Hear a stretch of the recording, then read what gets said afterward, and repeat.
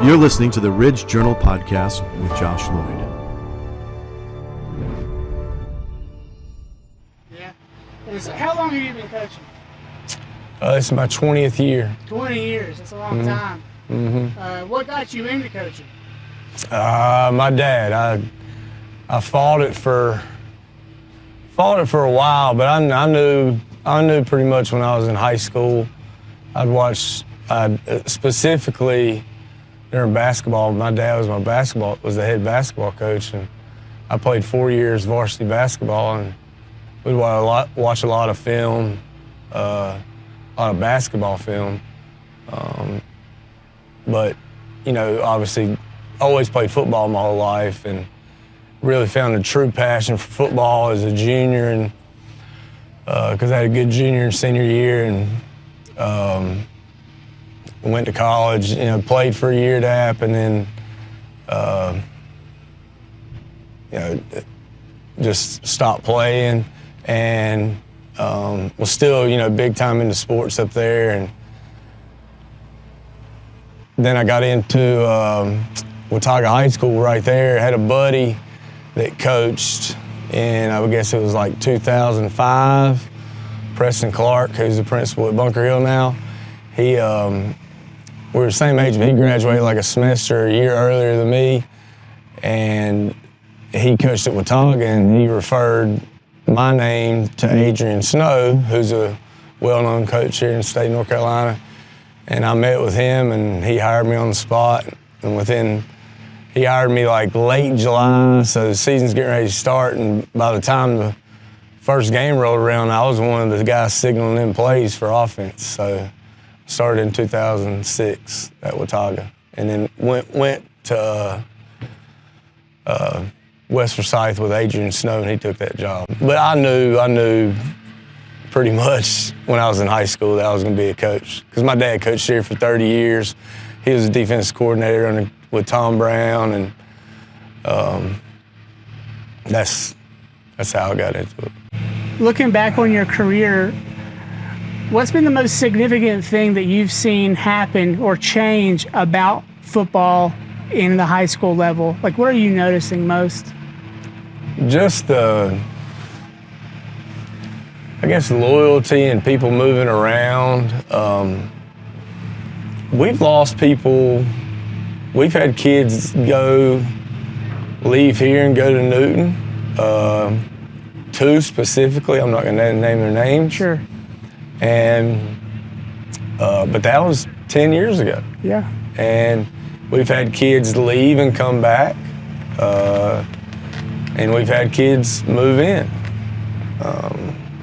And the good thing about and the way we're very fortunate and blessed here, is that the culture here, Maiden football, Tom Brown set the expectation, and I'm just blessed that these kids continue to practice what we preach. Work hard in the weight room, play with pride, play for this great community, this great tradition, take pride in being very physical, playing great defense, those things. So we've been very fortunate that when people do come in, the kids that have been here welcome them in with open arms, and we haven't had an issue with that. So we've been blessed to not have any issues with that thing of people moving around, and you're really seeing it a lot more in the last I guess 4 or 5 years. You're seeing people move, and I'm sure it's going to continue to happen. As long as it happens at the higher levels, it's going to just trickle down to the high school. How has the new conference breakup, how we've gone from 4A to 8A now, changed the dynamic of the game at the Maiden level? We're at 4A, right? We're right in the middle. What's that doing for the 4A conference? How do you feel like it's affecting your players and yourself? I don't think it really affects us at all. Now, our conference does, because we're in the 5A league with North and East and Hickory. But come playoff time, we're still playing the same teams. We're not going to have to play North and Hickory and East. We're still going to play the Salisburys. We're still going to play the Reedsvilles. You're still going to play your Brevards and your West Stokes and your Pisgahs and your traditional Western 4A teams. Now, I know Lincoln and Shelby went down to 3A, which were typically normally in our classification. But if you go back to the big and little, it's kind of like big and little. When it was big 2A, little 2A, Shelby and Lincoln was always little 2A, and we were always big. So I don't think the playoff part of it is really going to affect Maiden High School. Now, it could affect some of the smaller ones like Newton, who could maybe be they would be a little 2A team, but now which they could be a 3A team per, number-wise, they were close. But now a team like Newton's going to have to play in a 4A classification instead of a split one. But I don't think it's going to affect the playoffs much at all. They've already given us their predictions for what the playoffs are going to look like. They've got y'all ranked 3rd, I believe, in the 4A. Do you pay attention to that stuff, or do you try to leave it up to the bracketing? No, you got to just look at it one game at a time, and you have to look at it because of scheduling. We knew our conference was going to be very difficult, which is going to help our RPI. Yes. And in non-conference, we're always, losing Lincoln, we have to play Lincoln. It's a rivalry game, so we play them game 1. You only have one other game to play. And to be honest, nobody really wanted to play us, so our choices were, we wanted to play against somebody good. We wanted to play against somebody who was going to test us going into this tough league.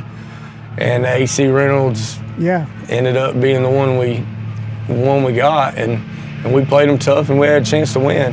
And but we didn't. But they gave us a good test, and we had North that next week, and got rolling in the conference, and then obviously we lost our first conference game a week and a half ago, whatever it was, to Hickory. So. But no, now it's just like one game at a time. Once conference hits, or even non-conference, it's one game at a time. We got to win this game. We can't worry about who we're playing next. It's just one at a time, because every week, especially for us, we're finishing with 4 really, really strong teams. So we can't think, next week's senior night and we're playing against East Lincoln, or in 2 weeks we got Newton-Conover. No, we got Bandy's, which is a rivalry game. So very big. There's no reason our kids should be looking ahead. So it's just one game at a time. We're entering into the time period of the season where attrition begins to play a role. How is your team holding up? We're holding up okay. We got our bumps and bruises. Got some guys banged up. But, they're just playing through it. They're taking care of their bodies the best they can. We've been fortunate enough to have our offensive line and defensive line really go one way and not have to play both sides of the ball. That's great. And we're starting to have to play some of them a little bit both ways, which is fine. They've done it in the past. Maiden's always been a team that had players, almost at times all 11 starters would play both ways. So this year, been fortunate with that to keep those linemen healthy for the most part on both sides, and inside linebackers and quarterbacks and running backs. The box people is what we call them. Maiden was once coined the biggest little football town in America. I think that was in Good Morning America or something like that. New York Times in 2018 or 19. Yeah. There's a lot more choices now for kids during the fall. There's a soccer game going on right now. God knows if lacrosse is making its way to Maiden, I don't know. It's another contact sport, and I don't know if they play in the spring or not, but how is Maiden holding up with recruitment in this new era we're in? Oh, if you go down there on the other side of that soccer field right there, there's 2 rec football teams practicing right now. That's good. A 7- and 8-year-old team, which my youngest son is on, and then a 10 to 12 or 11 to 13-year-old team practicing on the other side of the practice field, just beyond that soccer field. So we have We have a Pee Wee team, and we have 2 JV rec teams, and we have 1 what they call a varsity team. So we've still got. It's the first time we've had 2. We've had to split an age group up at the rec level. So that's good. And all those teams are winning. The 7 and 8 team, I think, has lost 1 game. The middle teams have both lost a game, or 1 team has not lost a game, 1 team has lost a game, and then the oldest group has lost 1. So they're all doing pretty well. And they're all the Blue Devils? Yes, sir. That's great. One thing that happened with Nick when he became a head coach at Newton-Conover under Don Patrick was Don would not retire because he was afraid that it was going to go to shit. I think that that's a fear for any head coach. You might think about retiring one day too, and it'll be on your mind. But one thing that Nick couldn't put together was he could not figure out a way to pass the torch down at North Lincoln. Right? He just couldn't figure it out. There was too much going on at the administration level. The people who would take the torch, there was a Paul Regan that would have taken it, great coach.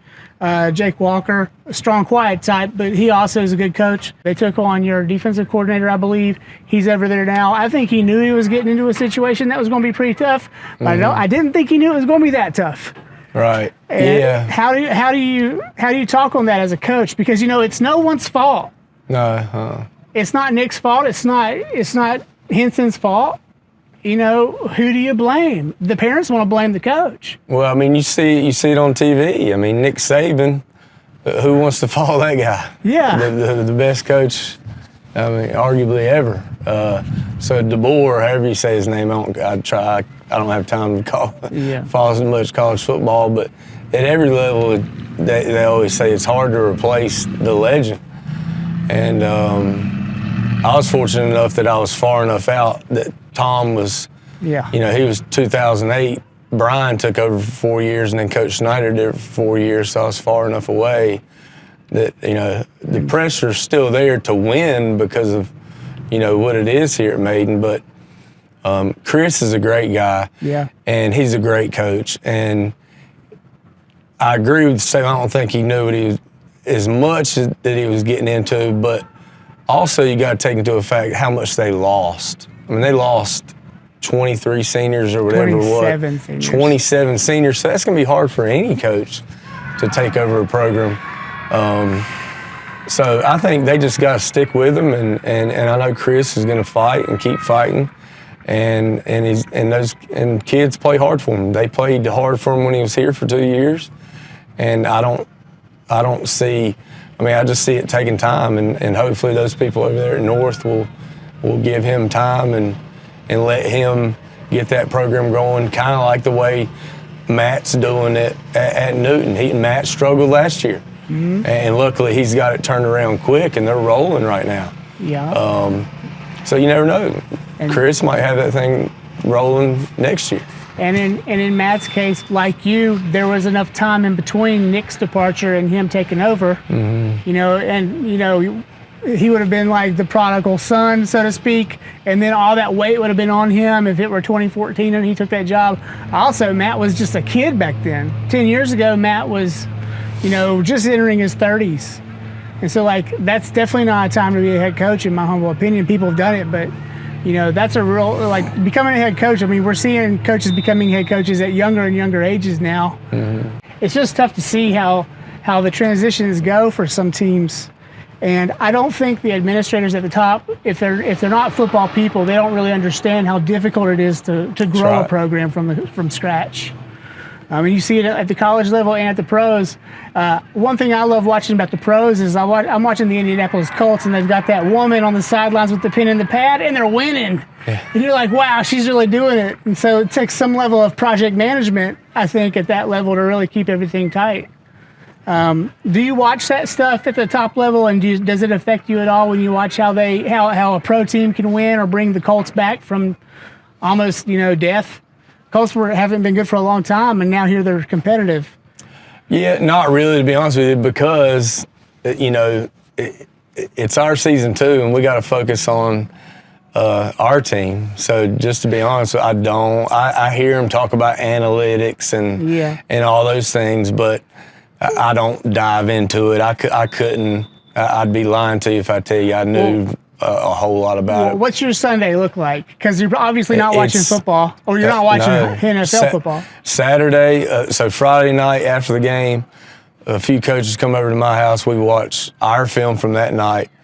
We break down that film till about 3 o'clock in the morning, sometimes 4 o'clock in the morning. Wow. So, and then now I've got two sons playing tackle football.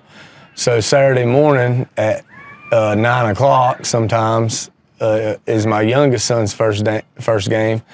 So Saturday from essentially 9 till about 3 o'clock in the afternoon, I'm at whatever here at Maiden or over at Bandy's or Bunker Hill or West Lincoln watching my sons play rec football. And that's the family time there. And then Saturday afternoon, I got to start breaking down the team we're playing next and get ready for Sunday's coaches meeting. So Sunday church and then Sunday coaches meeting at 2 o'clock. And we'll meet from defense staff meets at 2. I'll come in there sometimes at 2, sometimes 2:30, and I'll sit with them for a while. And then the offensive staff comes in around 4 or so, and we'll meet until 7, 8 o'clock at night, Sunday night. And then Monday, got class 7:35 in the morning, got practice right after school. I was over at Newton-Conover this morning. I was interviewing Greg Hardy. He runs the Fellowship for Christian Athletes. And I saw Matt walk in. He said, hey, and then I sent him a text, and he didn't respond. It comes to find out they were breaking down West Iredale during the school day. And so they take a period, and I guess they just break it down midday, and I guess that helps him save time. Are you able to do that yourself here at Maiden? This year, I have not had that luxury, but in the past we've had, we do have athletic classes, but the way this whole, the college route that students can take where they get college credits has kind of hindered that a little bit. Yeah. But just a year or two ago, we did the same thing. We'd watch film during class. That's great. And we still do some. We'll watch film with the guys that are in there, but we don't have the whole group at once. So it's easier now with Huddle. Mm-hmm. Oh, yeah. You can do it on your phone. Your son is playing ball. He's maybe a decade out from being a senior, maybe 8 years out from being a senior. 6th grade, so yeah. Wow. So what are your hopes for your son and the game at the time when he becomes a senior? And what are your fears for the game at that time when he becomes a senior? I just hope he continues to develop and love the game like he loves it now. I just hope he stays healthy. I hope he continues to make good grades, continues to make good decisions in school. He's a good student. He seems to be a good role model. I've seen him take up for some kids that have been, some of the kids that aren't quite as good on his team, and just be a good person. I mean, if he ends up playing football, that'll just be a plus. I mean, I would hope that he would love it, and I'd love to see him play and me be here and coach him. I think that'd be really cool. Yeah, my dad got to coach me for one season, and when I transferred back, so I was at Freddie Ford, and he put in a lot of work to get me to transfer to East Lincoln. Transferred to East Lincoln for my junior year, and I had a girlfriend at Ford, and I made the decision to go back to Ford, and my dad cried like a baby. I bet. And it was a bad decision. I should have never done it. We broke up that January. Yeah. Oh, gosh. And so he's like, I told you, but it was too late, and I couldn't go back, and that was it. I hope you get that chance, Coach. And there was another chance for my dad to coach for me, and I wonder, hindsight's 20/20. He and Nick Basil were up for the job at Newton in '98, and they gave the job to Nick because Nick was younger and he had a lot of fire, and Nick's Nick, and Dad ended up going to East Lincoln that same year and got the job at East. But I wonder if Dad had stayed at Newton-Conover and just remained the offensive line coach there, because I would have been able to go to Newton for 4 years because we were like right in the district close. Right. I wonder what type of happiness we could have found as a father and son underneath that, because that was during the Kurt Dukes era. That was back when they were really good. Oh, yeah. And, you know, I don't think I would have – they lost the championship game by 1 point. I don't think I would have been the difference. Yeah. But, you know, maybe we could have been as a family together. Maybe that would have been a point different. You know, who's to say looking back? But I just, as a coach's son, like, that's one thing that I hope I get another chance to do in another life with Dad, if we get that, is to just find a way to be on the same team for 4 years. God, you know, to coach, he had to coach against me. And I watched Nick coach against Matt, and it tore him up. Like, it tore him up. He couldn't handle it because, you know, he would have to beat his son, and he would beat him good. Yeah. You're not going to let him win. I couldn't imagine have to coach against my son at all, period. Yeah. My dad would turn it on me, and he would laugh when he would send his biggest dog at me every time I was a quarterback, and he would make sure that he'd snuff me out hard. But, you know, that was JV football. That was a long time ago, too. With the game changing so fast, how have you adapted most in the last 5 years to coaching this new era of athlete? The individualism is rampant. The NILs changed the game at the high school level just in the past 3 years. You see it now with Wingate here at Maiden, with Lane and Agee looking to go to Lincolnton next year. How are you managing the players, but then also your own mindset? You just we just keep harping on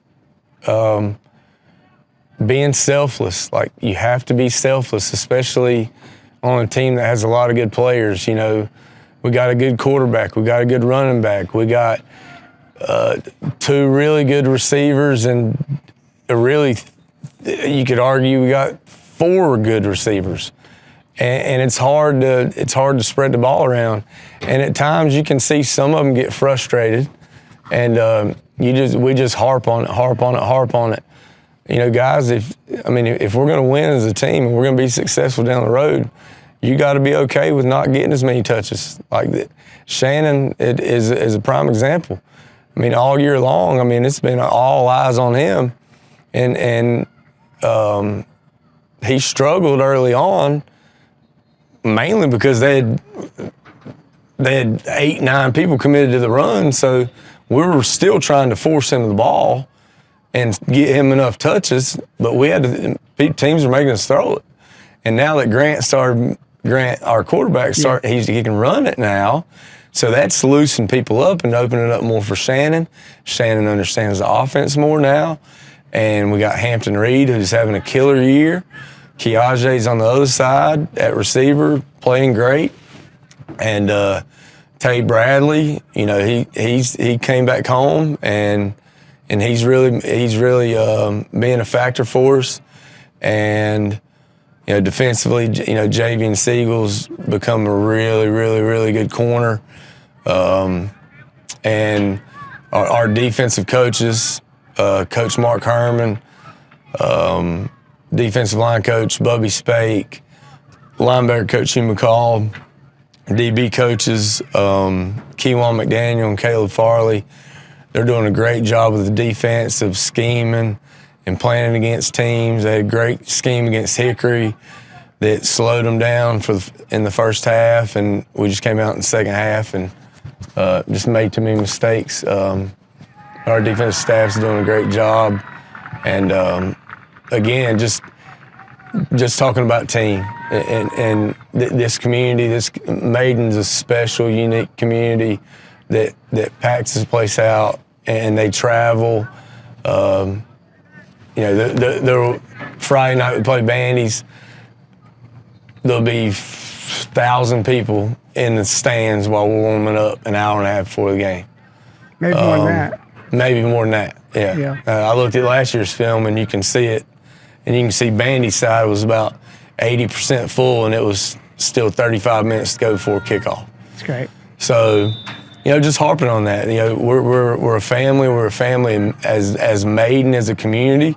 Our guys have even gone down and helped out at some of those rec practices because those guys look up to them. They want to run through that tunnel, and just try to harp on that selflessness and you just got to stay on it, because if not, it could eat a culture up fast. I know. So I've been really getting around lately.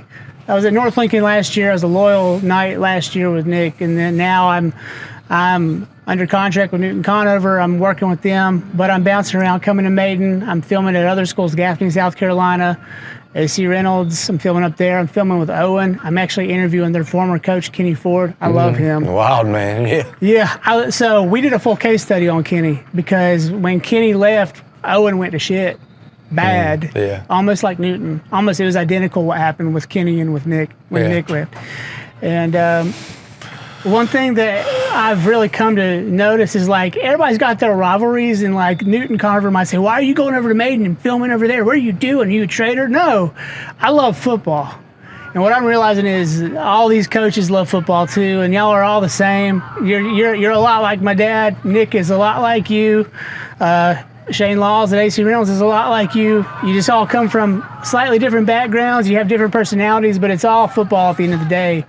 But everybody talks about, the glory of this, and, Newton-Conover's getting back to its roots now, and Maidens maintained their roots, and football is alive and thriving in the foothills of North Carolina, and it's beautiful. That's all I care to see. And so for me, what's happening at North Lincoln right now, they might be in the ebb of this, like they're in the low, but like those hard times are part of this game, and you can't win every year. Yeah, I mean, some teams can, I guess, but at some point, Coach Brown had to retire, and then they had to go through the wake of that, and now look at Maiden now. Maiden's going to take this maybe all the way. And I just think it's a fantastic thing to see, our area have this type of opportunity year after year after year. If it's not Maiden, it's Hickory. If it's not Hickory, it's Newton. If it's not Newton, East Lincoln. And it's always someone out of this area. And people talk, they're like, in the mountains, there's like football network stuff. They're like, if you're not playing anyone east of Asheville, you're not playing anybody at all. And they're talking about us. They're talking about this area. Oh, yeah. No, it is neat that, well, first of all, we've got 3 really tough games, and we got to focus on bandies. And like you said, we got to stay healthy. But also, we hadn't mentioned Lincoln. No. Lincoln just beat Shelby Friday night. And, huge. Which is huge. And so you can think about, you got Lincoln, who's 3A, 8 miles down the road. You got us right here. And then you got Newton, 8 miles north, 9 miles, whatever it is, who's got a really good football team. You got Bandies, which is just northeast of us at about the same distance. And you remember their 10 time. miles. Remember how good they used to be. Yeah, back in the late 90s, even into the early mid-2000s, they've had great runs. So there's 4 great, well, Lincoln down to 3A, but there's 4 great football teams within, I guess from Lincoln to Bandies would be the furthest. So, 30 minutes? Yeah, not to mention Hickory and East Lincoln, who are in the league. Yeah. So that's 6 teams right here within this Catawba County and Lincoln County. Yeah, Catawba and Lincoln County. You got 6 schools that have really good football programs. And we're not even talking about and Cleveland really County. good teams right now. Yeah. Yeah, You just go one more county over. Yeah. And you got Cleveland County. That's Kings Mountain, Crest, Shelby, Burns. And we don't want to talk about them. Yeah, I mean. Because they're hard to beat. At the end of this documentary, I'm hoping to make this a national film. We're looking to put it on Peacock. If we get there, it's a real mountain to climb. But I hope this becomes a time capsule for this era of football in our region. Do you have anything to say to America as a coach? This is a broad question, and I'm sorry for asking it, but do you have anything that you represent, like hometown American football? Is there anything that you'd like to say that would echo across time?